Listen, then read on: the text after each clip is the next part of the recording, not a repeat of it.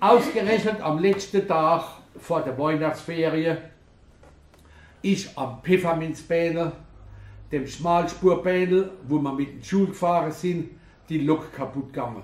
Das ist übrigens öfters mal passiert, dass da irgendetwas abgefallen ist. Und sie ist mitten im Wald stehen geblieben.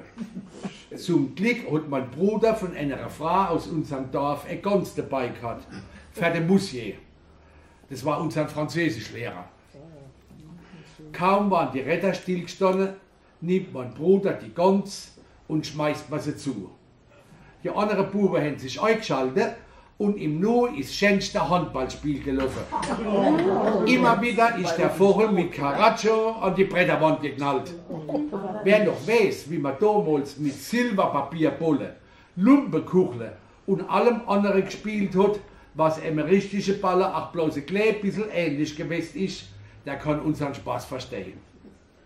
Nach einer Stunde ist das Ziegel wieder angefahren und wir haben das Zeitungspapier, wo die Gans mit eingewickelt war, so gut wie es gegangen ist, zusammengeflickt und haben sie zurückgelegt ins Gepäcknetz. Heute sehe ich manches mit anderer Aare. Zu unserer Lehrer am Gymnasium haben wir Herr Professor gesagt und mordsmäßig Respekt gehabt. Aber im Grund waren sie arme Hund. Die Menschen waren im Krieg und in Gefangenschaft gewesen und haben sich jetzt mit 60 Kindern in einer Klasse rumärgern müssen. Viel verdient haben sie auch nicht und was sie gespart hatten, war in der Währungsreform kaputt gegangen. Wahrscheinlich hat der Monsieur lang zusammenlegen müssen, für seine Familie ein Weihnachtsbrot zu gönnen und mehr dumme Buben haben die ganz Freude verdorben. Letzt habe ich mit meinem Bruder mal drüber geredet. Da brauchst du keine Gedanken zu machen, hat er gelacht.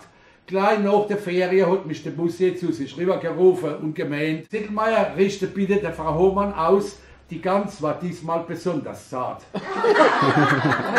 Jetzt hab auch ich endlich über die Geschichte von damals so richtig von Herzen lachen können.